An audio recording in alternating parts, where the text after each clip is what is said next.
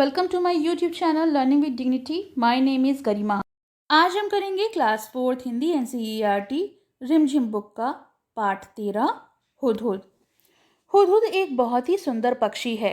इसके शरीर का सबसे सुंदर भाग इसके सिर की कलगी होती है। हुदहुद का सारा शरीर रंग बिरंगा और चटकीला होता है। तो हुदहुद को कलगी कैसे मिली, चलिए पहले ये पढ़ लेते हैं एक कहानी के ज़रिए, फिर इसके बारे में भी पढ़ेंगे। एक बार सुलेमान नाम का बादशाह आकाश में उड़ने वाले अपने उड़न खटोले पर बैठा हुआ कहीं जा रहा था। बहुत ही ज़्यादा गर्मी थी। वो धूप से परेशान हो गया था। आकाश में उड़ने वाले गिद्धों से उसने मदद मांगी और कहा कि अपने पंखों से तुम लोग मेरे सिर पर छाया कर दो। पर गिद्धों ने ऐसा करने से मना कर दिया।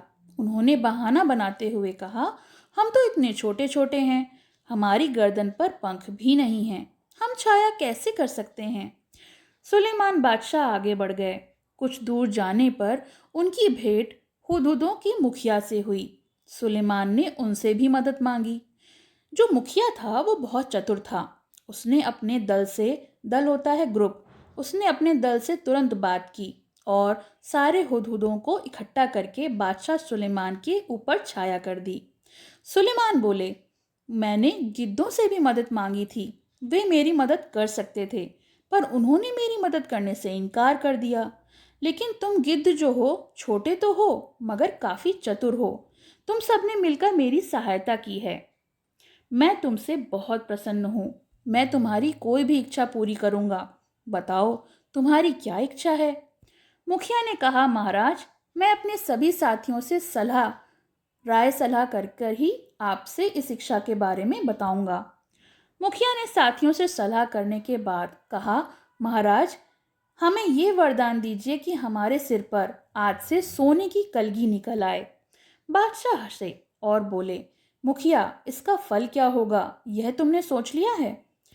मुखिया बोला, हाँ महाराज, मैंने खूब परामर्श होता है सलाह करना, परामर्श करके ही यह वरदान जो है वो मांगा है। सुलेमान ने प्रार्थना स्वीकार कर ली। जो उन लोग की रिक्वेस्ट थी उस बात को मंजूर कर लिया, एक्सेप्ट कर लिया। सभी हुदहुदों के सिर पर सोने की कलगी निकल आई। लोगों ने सोने की कलगी को देखा। अब सोना जो है वो कितना महंगा धातु होता है, लोगों के मन में लालच पैदा कर सकता है, और इसी कारण वे हुदहुदों के पीछे पड़ गए। तीर से उन्हें मार मार कर उनके सर पे जो कलगी थी उससे सोना इकट्ठा करने लगे। हुदहुदों का वंश समाप्त होने लगा। तब मुखिया घबरा गया और बादशाह सुलेमान के पास पहुंचा और बोला, इस सोने की कलगी के कारण तो हमारा वंश समाप्त हो जाएगा। सुलेमान ने कहा, मैंने तो शुरू में ही तुम्हें चेतावनी दी थी, यानी वार्न कर दिया था। खैर जाओ, आज से तुम्हारे सिर का जो ताज है वो सोने का तो नहीं होगा, परंतु उस पर सुंदर पंखों का जो है वो ताज होगा, यानी कलगी जो है वो उस पर सुंदर पंख होंगे। तभी से हुदहुदों के सिर पर जो परों का ये ताज है, जिसे हम कलगी कहते हैं, उससे वो उनको सुंदरता, शोभा यानी सुंदरता मिली है। अब चलिए पक्षी के बारे में जान लेते हैं। हुदहुद एक बहुत ही सुंदर पक्षी है। इसके शरीर का सबसे सुंदर भाग इसके सिर पर कलगी होती है। वैसे तो ये इसे समेट कर रखता है, यानी हर वक्त इसको ये खोल कर नहीं रखता, पर जैसे ही किसी तरह की आवाज़ होती है या कोई हरकत होती है तो ये चौकन्ना हो जाता है, एक्टिव हो जाता है और अपने परों को फैला लेता है। तब ये कलगी देखने में हूबहू किसी सुंदर पंखी जैसी हो जाती है। हूबहू यानी बिल्कुल डिट्टो, एक बिल्कुल समान रूप से। इसी कलगी के बारे में तुमने अभी एक सुंदर सी कहानी में पढ़ा भी है। हमने जो अभी ऊपर कहानी पढ़ी है इसी कलगी के बारे में थी। हुदहुद का सारा शरीर रंग बिरंगा और चटकीला होता है। पंख काले काले होते हैं जिन पर मोटी सफ़ेद धारियां बनी होती हैं। गर्दन का अगला हिस्सा बादामी रंग का होता है। चोटी भी बादामी रंग की होती है, मगर उसके सिरे काले और सफ़ेद होते हैं। दुम का भीतरी हिस्सा, दुम होती है टेल, उसका जो अंदर का हिस्सा होता है वो सफ़ेद और जो बाहरी हिस्सा होता है वो काले रंग का होता है। चोंच पतली, लंबी तथा तीखी होती है। इसे चोंच से ही वो आसानी से ज़मीन के भीतर जो छिपे हुए कीड़े मकोड़े होते हैं उन्हें वो ढूंढ के निकाल सकता है, उनका शिकार कर सकता है। इसकी चोंच नाखून काटने वाली नहरनी से बहुत मिलती है और शायद इसीलिए कहीं कहीं पर इसका जो नाम है हजामिन भी कहा जाता है। इस चिड़िया को हजामिन नाम से भी पुकारते हैं। हुदहुद हमारे देश के सभी भागों में पाए जाते हैं। तुमने इसे अपने घर के आसपास अपनी तीखी चोंच से जमीन खोदते हुए अवश्य देखा होगा। बोलते समय ये 3 बार हुप हुप हुप सा कुछ कहता है, इसलिए अंग्रेजी में इसे हुपहू कहा जाता है। हिंदी में इसे हुदहुद कहते हैं। दूब के कीड़ों को ढूंढने के कारण हमारे देश में कहीं कहीं इसे पदुबिया भी कहा जाता है, क्योंकि ये दूब के कीड़े खाता है। सुंदर कलगी की वजह से कुछ देशों में इसे शाह सुलेमान भी कह के पुकारते हैं।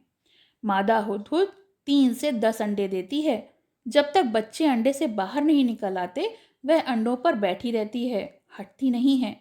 नर जो होता है वो उसको वहीं पर भोजन लाकर दे देता है, पर दोनों में से कोई भी घोंसले की सफाई नहीं करता। संसार का विख्यात होता है, जाना माना, फेमस पक्षियों में से हुदहुद जो है वो एक है। यह अपनी सुंदरता के लिए मशहूर है और इसे पालतू नहीं बनाया जा सकता। ना ही इसकी बोली में कोई मिठास है। इसकी जो बोली है वो बिल्कुल भी सुरीली नहीं होती है। अब चलिए इसके हम लोग प्रश्नोत्तर देख लेते हैं। प्रश्न 1, हुदहुद को कहीं हजामिन चिड़िया और कहीं पदुबिया के नाम से पुकारते हैं, क्यों? तो इसका उत्तर है, हुदहुद को कहीं कहीं हजामिन चिड़िया के नाम से पुकारते हैं क्योंकि इसकी चोंच नाखून काटने वाली नहरनी से मिलती है, और कहीं कहीं पर इसे पदोबिया के नाम से पुकारा जाता है क्योंकि यह दूब में से भी कीड़ा ढूंढ लेती है। प्रश्न ख, हुदहुद की चोंच पतली, लंबी और तीखी होती है। इस बात को ध्यान में रखकर बताओ ये कैसे भोजन खाते होंगे? तो इसका उत्तर है, वह छोटे छोटे कीड़े मकोड़े खाते होंगे। और दूसरा प्रश्न है, चोंच से वे क्या क्या काम ले सकते होंगे? तो उत्तर है, चोंच से वो जमीन खोदकर कीड़े निकाल लेते होंगे। वे घास में छिपे हुए कीड़े मकोड़े भी ढूंढ लेते होंगे। लड़ाई के समय चोंच को हथियार के रूप में इस्तेमाल करते होंगे और अपने रहने के लिए जो जगह बनानी है उसके लिए भी उनको सहायता मिलती होगी खोदने के लिए। ये पाठ हो गया और इसके प्रश्नोत्तर हो गए। आपको कैसे लगे कमेंट सेक्शन में ज़रूर लिखिएगा, और अगर पसंद आए तो लाइक का बटन दबाइएगा और हमारे चैनल को सब्सक्राइब करिएगा। इस बुक के जुड़े हुए सारे चैप्टर्स की प्लेलिस्ट भी आपको डिस्क्रिप्शन में मिल जाएगी, तो आप देख सकते हैं। पसंद आया हो तो लाइक करें, शेयर करें और चैनल को सब्सक्राइब करें।